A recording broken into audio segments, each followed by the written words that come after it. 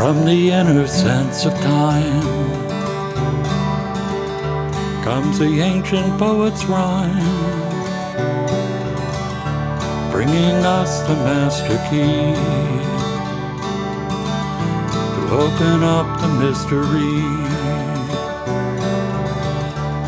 From the depth of time and space, we arrive in quiet grace, finding what is meant to be as we explore the mystery, pouring forth from days gone by. We can hear the poet sigh from the depth of ecstasy, moving into mystery.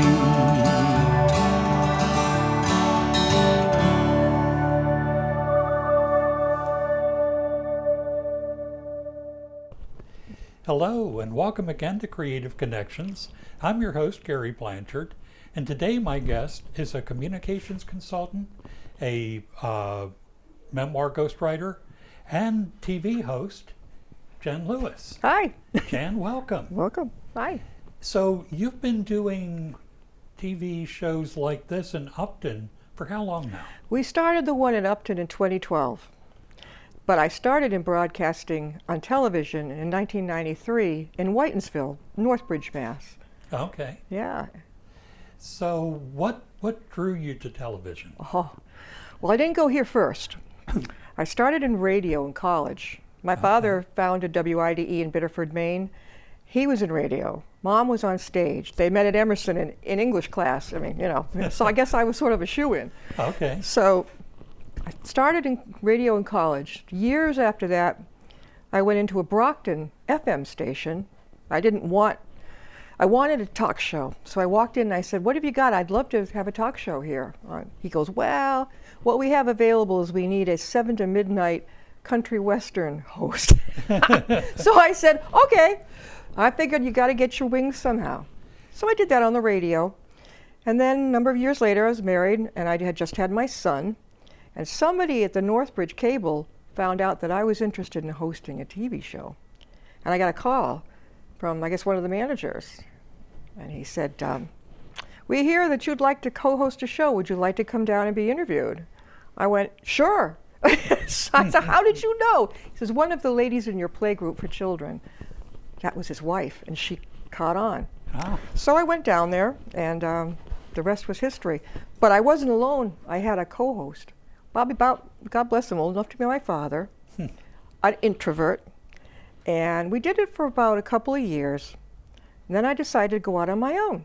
I went to Worcester, founded a show there, Grafton, and then let some time go by, and now we get to Upton, and I met the head of the station there, not because I was going to do a show, but because there was an advertisement on the bulletin board that said, "If you'd like to join the commission, the cable commission." I went, "What the hell? I'll go in the back way here. That'd be fun. I've never done that." And that was history. And you met Glenn. Right. He was our original head cheese. Okay. And then Glenn retired and Paul took over. And Okay. Gary has been on our show, oh my God, since it began, carrying in his git fiddle there, his guitar. He's a great guest. You're lucky to have him as a host. Well, thank you. So you also do your work as a communication consultant. Yep. Tell me about that. What is it that you do? And Connecting. There's a thing called master connector. A person, you try to go to the things that you like to do and enjoy. And I like to bring people together. Like if somebody drops a hint that they're interested in this and I've already met them and I know, kismet. That's that. The memoir writer is what it says. It's basically anybody who wants a ghostwriter for their memoir. It's their book. I'm invisible. My name is never mentioned. And the other one is publicist for authors. And I help get them out there. So it's things that are fun to do. Right. And I know you've worked with Ed Londergan. Yes. Who has been a guest on my show a few times. Yes. What is it about creative people that interests you? It's a free feeling. It's a feeling of no holds barred. Like in art, there's no rules. Well, I mean, somebody wants to be an entrepreneur or a creator. I think it was somebody said to me, "Oh, you got to need a lot of money to do that." I went, "Not necessarily. It's who you know. Get on a show like Gary's, come on this, and eventually people, they catch on. Don't be afraid. Don't be shy to reach out." Yeah, I think creative people are like that. We tend to be kind of like, "Yeah, let's try this and that." Yeah. One thing that struck me, I think on your LinkedIn page, you talk about how, thinking of networking beyond the computer, which, especially since COVID and the rise of Zoom, we tend to think of the computer as a big networking tool, but that's not all. What all do you suggest people do? You've hit a nerve. I am so sick of people coming to me, "Well, I want to get a website and I want to do this and I want to do that." And I'm like, "Would you really like to get the word out there a whole lot faster for free?" I said, "Hook you up with somebody who would like to have you come and appear there. Start connecting in person, especially the authors. Connect in person, and then Whaley's underway. There's so many places that a person can be. You don't have to be on just one location or just stick to online stuff. I love emailing, but that's not how I get to meet a lot of people. No. Yeah. So when you're booking guests for your show, what do you look for? Sometimes they find me. First of all, authors. I love authors. They're terrific. That's easy. You go through the newspaper, you talk to other authors, or somebody finds me, and they're on a lot. But the Sunday papers, you get a hold of the Sunday papers, and you go through the local section and all the other stuff. Look at what would interest the public, and it's kind of fun because you meet people. Maybe someone's a survivor of cancer. Let's get her on. Maybe she's doing a GoFundMe for their child who's up in the Boston Children's Hospital. Go from that to Southwick Zoo, to a doctor who will be on my show, a doctor at UMass. It's sort of like there are no boundaries on that. That's the fun part. And have you ever had to scramble to find guests, or do? No, no. Right now we're booking into August because since COVID, we were shut down from March 2020 to early in 2021. So I tell people the more recent, up-to-date ones on YouTube would be from 2021 to the present. We used to do 2 or 3 shows in one day. But because of COVID, and we're watching the atmosphere in the studio, letting the air go around more, we'll do 1 a day, maybe 2 or 3 times a week. And that's it. That's it. We had to change the studio around. Gary was with us when we had our original seating where you're like sitting together, but no more. I like this. I like your setup too. Yeah. It's good for conversation.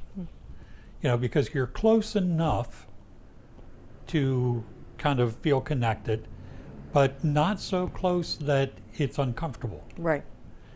And particularly again with COVID, it feels safer for everyone, I think. It does. Yeah. So have you had cases where you've had a guest and it's hard to get them to talk? Oh, yeah. It's even harder when you have a co-host. Back when I started, who didn't know how to talk? It was just dead air. And that's one of the things of broadcasting. Don't let a lot of dead air go by. Yeah, if I have a guest who is, you ask a question and you get one sentence out, you say, okay, now I'm going to have to change direction. Just before they come on, I find out, well, what do you like to do? Where are you from? Now start getting real personal, and people love to talk about themselves. Bring them out that way. And very often by the end of the thing, they're not shaking anymore and they're not nervous. They're fine. But it's hard. It is. Yeah. One thing I found, because in the early days of the show, I was really going out recruiting people. And I found that with musicians and pretty much with authors, most of them were very comfortable coming in and talking. What I found was that painters and visual artists. Some are more outgoing, but some of them, oh no, I'm not going to get in front of a camera. No way. I don't think I've ever, in all the years, I don't think I've ever met somebody who said no to being in front of a camera. I don't know. Yeah. I don't know why. Now, your current show is taped. Yep. Did you used to do live shows? Oh yeah. The first one in Northbridge, we were live for an hour. Oh. So we had to really keep things going. And like I said before, it's hard with somebody who is not a talker necessarily. He was a great guy, but it was hard for him. When I went in the hospital, he had to carry that show, and it was tough for him. You do wonder why somebody who is that introverted Yeah. would take a job He was very into the things going on in Whitensville, Northbridge. Okay. He would take in foster children, he and his family, and I think he was very well liked. And Yeah. maybe they found him before they found me. I don't know, but it was kind of like Regis and Kathy Lee at first. It was kind of fun, but I think he was suffering physically towards the end. Yeah. So what are the challenges of live versus tape? Well, with tape, you can always have your crew, whatever, cut out certain parts. That's easy. If you are live, like my son was about 2 years old, and I had asked the crew, could you watch him over there? We didn't get a sitter that day. Can you watch him over in the control room? Just he's got toys, he's fine. The guest and I are sitting there. And all of a sudden, I think my elderly cameraman he'd been in movies, all of a sudden my son Walter runs out from there right up to the stage, grabs the guest's water, helps himself. So I said, you know what, I'm going to play along with this. So I grabbed him, put him on my lap, and finished the interview. I think they were all sweating bullets. I'm like, this is cool. They could get to see him, and he was with me. Okay, yeah. So, that certainly is. It sounds like you can't allow yourself to get rattled when you're live. No, you can't. You really can't. And it's supposed to be fun. I tell people when they come in, it's like, see how casual this is, And I think that's really the key, because I think that the guest is much more at ease when it's casual, and I think for the people watching the show, it's more like watching somebody have a conversation rather than just some highly scripted. When I first started doing the show, I would have a list of questions. Yeah, I remember that too, yeah. that I was going to ask. And after a while, I found that it really almost became a problem. Yeah. And it was easier for me to just take things as it comes. So when you're doing a memoir for someone, how do you gather the information to put into the book? Okay. Usually what I do is if they can't meet me at, let's say, a library halfway, I'll go to their home. And once a month, we sit there and we talk, and they give me, I say, the only thing I need from you is a timetable. We'll take it from there. So that's their little homework. Give me a timetable when you want to start, where you want to do everything in between, approximate years, that type of thing. So that also gives them a sense of control too. So then I take that and I begin the process. And every month, I don't email it, I send it by snail mail, the manuscript that I've so far made. And that gives them a chance to hold on to this. And then they can kind of write in what they want as differences. Then we'll meet again the next month and go over it. It could take a year. Yeah. Yeah, because I know that when I look back at my past, first of all, there are things that you think you remember. There are things that you don't remember. Yeah. And timelines get very jumbled in my mind. So I was wondering, it's hard enough to write your own story, let alone to write someone else's. And how do you get them to share this information with you? the most recent one I did was a woman from, I can't ever disclose who they are, but Sure. she was from a different country. She'd been treated very badly by her family. They married her off at, 14 or 15? She had her first child. She'd been basically abused all her life by her family. So her daughter was on my show for a wholly different reason. And I let her say, like, you know, I do memoirs. About a couple years later, I get an email. I think my mother would like one. So she was with her mother, who's elderly. So it wasn't kind of there was no problem because I had her input once in a while, and the mom's memory was fantastic. Oh, usually people don't have a problem because they've been so involved or traumatized or whatever. It's pretty easy. Yeah, I would think that something that traumatic would be much easier to remember. Yeah, it is. It is. The timetable, I leave that totally up to them. You know, it's where you want to begin, that's where we're going to go from. And it's a process. One night I was up to 1 or 2 in the morning finishing the final manuscript. That's a lot. But when I brought it in a beautiful box, I gift wrapped it, put a bow on it, and brought it to her. And it's very, very rewarding. It is. I really adored working for them. There are harder people to work for. I'm sure. Oh yeah, I had a 95-year-old gentleman.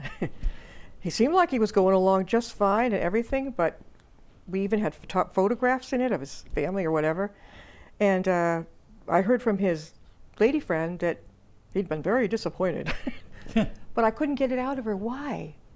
Why? This is all his words. This is all his life. She didn't want to tell me. So I kind of suspected maybe she was the one, because she wasn't really mentioned much in it. Ah. See, his wife, who passed away, was, and he adored her. And I think there was a little bit of a green gremlin in there. I don't know, but I was kind of guessing. He was a nice guy. Yeah. Yeah. So,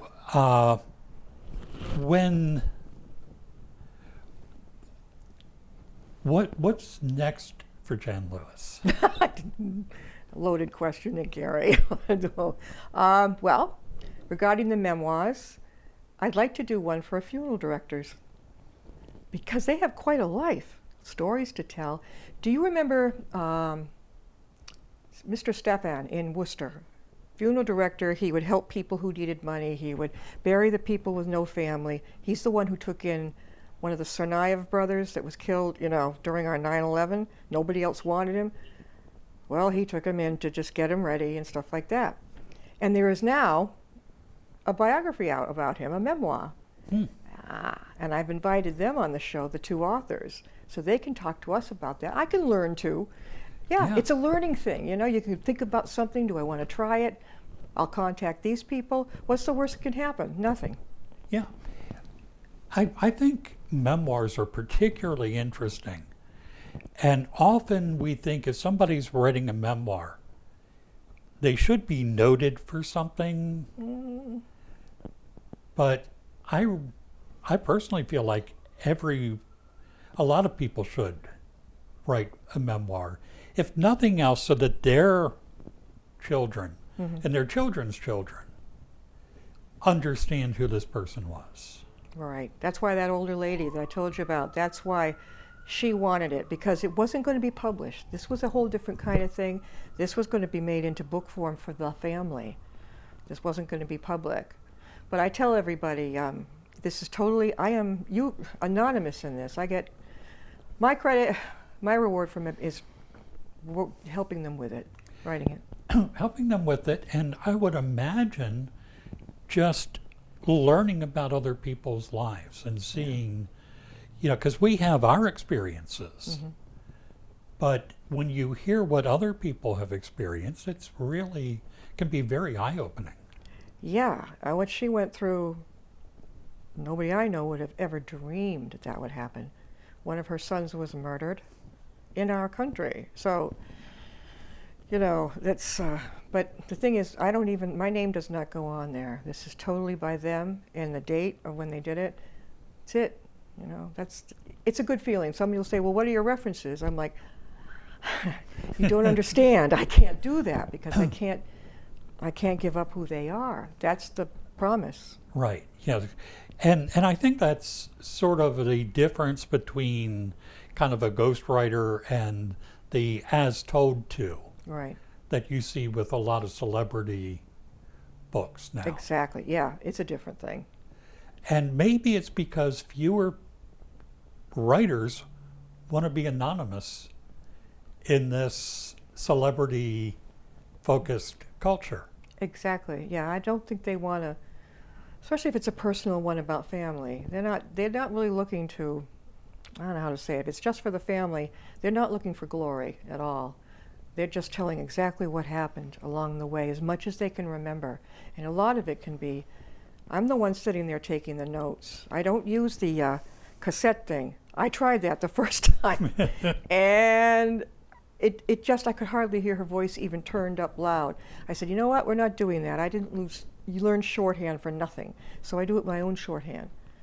And I don't mind, I love them to, I had one client, she would actually write it out again each month, how she wanted to read, and then send it to me, you know, for the editing and all this stuff. I'm like, great, some people can do that. Yeah. Do you find it difficult to kind of take on that person's voice? No. Because I think being a good memoir writer, as well as you and I doing hosting shows, you've got to be an excellent listener. And if you have an empathic part of your personality, which I've had since I was a kid, that helps too. Because I can get back in that car and head home with more of their manuscript. This is going. I'm thinking what she said or what he said, and putting myself in their position. Yeah. Okay. Yeah. So, how often does your show air now? Okay. We usually do 2, maybe 3 a week. It usually airs that night. It's on YouTube as well as the Upton channel. You can also go on there and kick into that. And the glory of it is that when they get it, you know, when they get it sent to them, there are no fees, it's nothing. You just run with it. Right. And I remember you used to send out DVDs. Yes, we did. Which is great, but Yeah. now you're able to do it through YouTube. Yeah, you can download it and have fun with it. Yeah, yeah. Definitely. So if people were interested in having you help write a family memoir, how would they get in touch with you? Okay, they can get in touch with me on email at jjl3000@verizon.net. And same thing, if you'd like to be a guest on the show, be my guest, you can contact me that way also. Also, you can contact me at 508-529-4436. Excellent. So I know that you are a really good interviewer.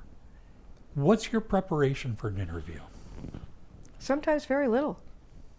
I remember, I can relate with you having your notes and all these things. It might not be the same day until the guest gets there. But I've got enough info, I've looked them up online, just maybe on their cue card. Keywords. Make sure, and when you introduce somebody, I don't go right into what they do. I say, how did it go? How was the drive? You know, and you live out where now? This is really cool. Or I'll introduce where they're from. And that kind of makes them feel a little bit, oh, okay, this is cool. And they can go on and on. But there's been a few that I have seen. One man was just shaking. Yeah, and one of my first guests in Northbridge, you could tell that he was getting so nervous because it's a telltale red that comes up the chest and around here. And I went, uh-oh, we've got a live one here. He made it through. But I could tell he was really terrified. Yeah, yeah. It's I find it fascinating. You know, some of the guests I've had on, I know personally. But then there are people who come out of almost nowhere. Yep. And it's interesting to me just to do that research before they come on. Right. Like if they've written a book, look at the back of the book. Very often they'll have an author's bio, where they live, do they have kids, families, dogs, pets, that type of thing. So it's kind of cool to have that. Yeah. Intro with that. Hit them in where it's personal, and then like, oh yeah, then you get them going. Then they're, oh yeah, now, how long did it take you to write this book? And we get right back to maybe that, or when did you get this animal into the zoo? We have a doctor from UMass coming on about what's called a food pharmacy that he started at UMass Memorial in Worcester. a food pharmacy for people who are challenged and can't afford food right now. How'd I find him? I read about him in, the Worcester Business Magazine. There's all the other newspapers, but gather as many as you can in the area and find out what looks like would appeal to lots of different people. That's really, it's an interesting way of doing it. Yeah, it's fun, and it's easy, it's not expensive. Yeah, and as a matter of fact, I just today saw something online about somebody who has a new book coming out on the Quabbin. Yeah. And immediately found them on Facebook and sent out a message, and I'm hoping to have them on the show. Good. To talk about that, because it's a fascinating story. Yeah. And I like that it's told from the perspective of the loss of the towns and what that meant to the people. Where was this now, Quabbin? Yeah, the Quabbin, which is just down the road from us here. What's the name of the guest? I don't recall right now. Because I know that I interviewed someone who wrote about the towns were going, the houses were going and all. Yeah. It'd be fascinating if he's the same one. Yeah, I've had J.R. Green on before, who's written a lot about the Quabbin. Yeah. But this is a person who I think is employed at Smith College. Oh, And this is her first book. oh okay. But yeah, looking forward to that. So, I have been a guest on your show so many times. Oh, yeah. And it's always fun. He's a great guitarist and songwriter. And it was so much fun to get you to travel here for a change. Yep, I'm in the hot seat. and for me to have the chance to interview you. Yeah. I think Carol and I both have come to look at you as a friend. And, so we really just, and I appreciate, I probably wouldn't be doing this had I not seen you doing it and thinking, gee, that looks like fun. Gary's a natural. Look at him. He's a natural. So again, thank you for coming in. Yep. And again, if people want to get a hold of you, they would go to JJL3000 at verizon.net or 508-529-4436. And don't be shy. If I'm not there, leave a message on the phone. And I love emails, so keep them coming. I'm not into texts really that much. I will answer your email. Love it. All right. So thank you for coming Thank you. in, Jan. Yep. And thank you all for tuning in. And I'll see you again next time on Creative Connections.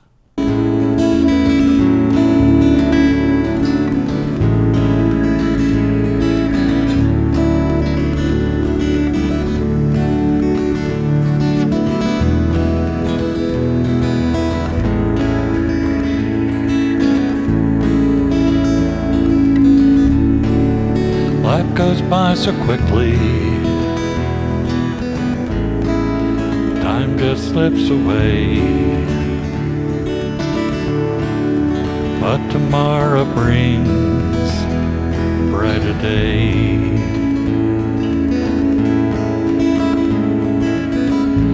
Riding on a shooting star,